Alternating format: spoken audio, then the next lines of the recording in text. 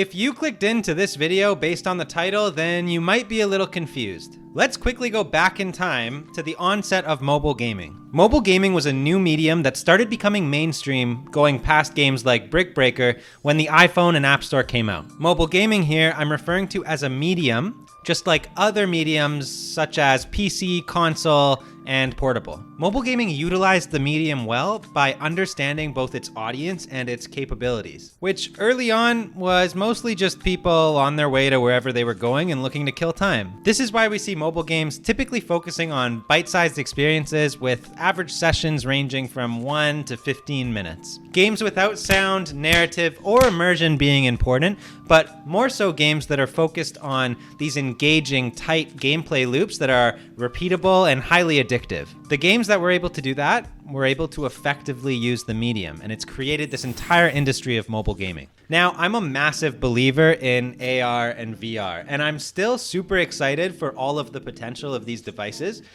And as a big early fan and early adopter, it's sad that even my device has been relegated to a sweaty home workout device that I use to avoid going outside with. This is because I felt that exercise was such an obviously great use of VR's medium. I mean, you've got Beat Saber, Thrill of the Fight, Until You Fall, and Pistol Whip. All of these intuitively utilize VR's sense of immersion and full body motion. And most importantly, they allow you to break a sweat and not even realize that you're exercising or how hard you're working. Alternatively, games that don't use the medium to its full potential really had me losing a bit of faith in the future of VR. Games like Contractors, where you're essentially adapting a Call of Duty-like game to VR, doesn't really do much more for me than, say, an arcade version of Time Crisis. So then, what does it look like when a VR game outside of the exercise genre really uses VR as a medium to its full potential? Well, today, I'm Bucky Mayer, and we're going to talk about it using Into the Radius as a superb example of doing exactly that.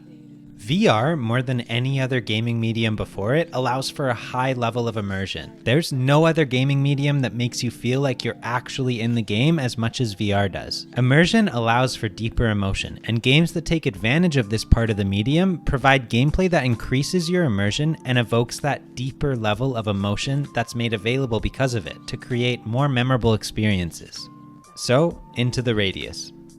Now, for anyone who is unfamiliar with this game or Stalker like I was, this is a VR survival game centered around a mysterious barren wasteland with spooky low polygon monsters. You have a main base where you organize all of the stuff you bring back from this wasteland, take missions, and safely but badly play guitar.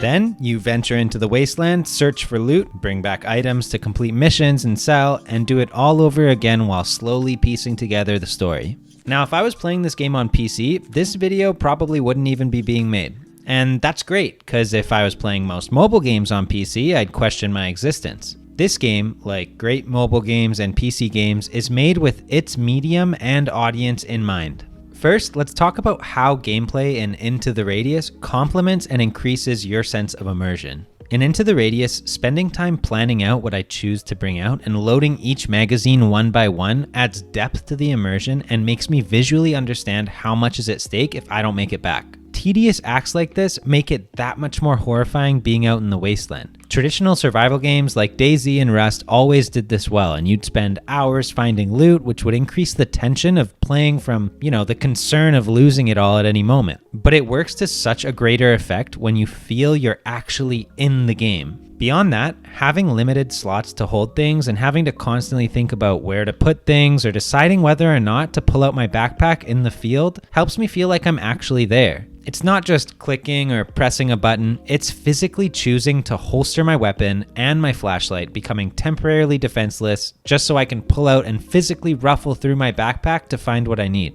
Less visually, sound is important in immersion across all mediums too, and it's only made more important in VR. The ambience, the atmosphere, the silence broken by ominous and loud occasional sounds all increase my immersion and evoke a consistent emotional response of tension, stress, and fear. So, I alluded to it a bit there, but secondly, what emotional response does all this immersion help evoke? Into the Radius gives me an overwhelming sense of anxiety, fear, stress, coupled with enough curiosity to keep pushing through and learning more.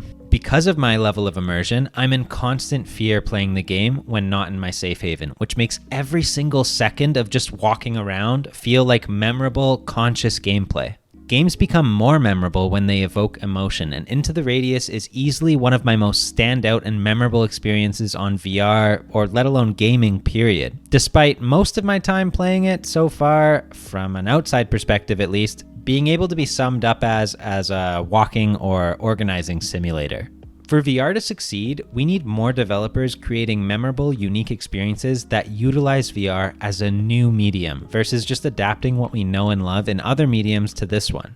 There is so much room for innovation, and while innovation is risky, VR won't hit its potential as its own platform if we aren't pushing and supporting games that care for properly taking advantage of the platform. I can't recommend Into the Radius enough. I think any non-VR believer would be after playing 1 to 2 hours if they could make it through that much without giving up. And I commend CM Games on creating this awesome experience that really utilizes what makes VR special. Anyways, thanks so much for watching and staying all the way till the end. I would love to know what VR games you've been playing or you think really give you that sense of belief in the future.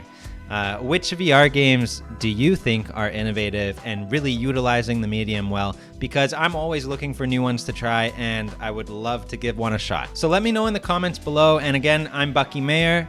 Thank you for watching. If you liked the video, please give it a like and yada yada, subscribe. That would be great. And I hope to see you next time. Have a great day.